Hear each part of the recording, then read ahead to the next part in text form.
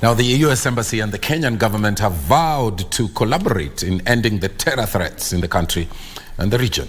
Speaking at the anniversary of the US independence celebrations marked in Nairobi, Kenya, US Ambassador to Kenya Meg Whitemain condemned the recent attacks by Alshabaab insurgents in Lamu and also in Garissa that led to the death of dozens of Kenyans, among them security officers. As Abdiaziz Hashim now reports, Prime Cabinet Secretary Musalia Mudavadi said security apparatus will now point their guns at the Alshabaab threat after silencing firearms in the North Rift region. Calls for collaboration in combating the Alshabaab threat in Kenya and the neighboring Horn of Africa dominated this year's 247th anniversary of the US Independence Day, held at Spring Valley in Nairobi County.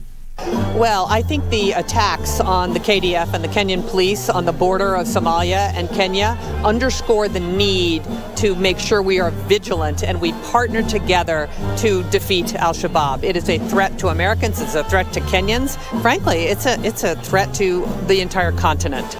US Ambassador to Kenya Meg Whitemain stated that the recent attack on KDF offices in Lamu and Garissa will be addressed through partnering with local enforcements to stifle and end the Al-Shabaab threat in the region.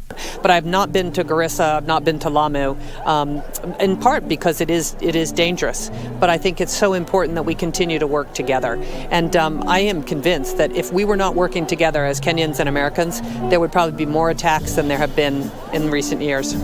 Further, the ambassador stated that the bilateral relations signed between the two countries back in 2018 aims at establishing a secure business environment in the region. So any war, any fighting, any terrorist attacks are destabilizing to the entire region. As, by the way, 9/11, which I also mentioned, was destabilizing to America. What happened in Lamu, of course, is unfortunate. But I can tell you that through the collaboration, the government of Kenya has been able to forestall so many other attacks. On his part, Prime Cabinet Secretary Musalia Mudavadi maintained that Kenya is on the verge of an economic breakthrough. You will notice that the guns have been more or less silenced in the rift. Earlier there was a lot of hullabaloo, but success is beginning to show. And we believe that his efforts in the other area will also bear fruit. Both the Prime Cabinet Secretary Musalia Mudavadi and the US Ambassador to Kenya have both agreed that if the Al-Shabaab issue is contained effectively, it will not only stabilize the country, but the East African region as well.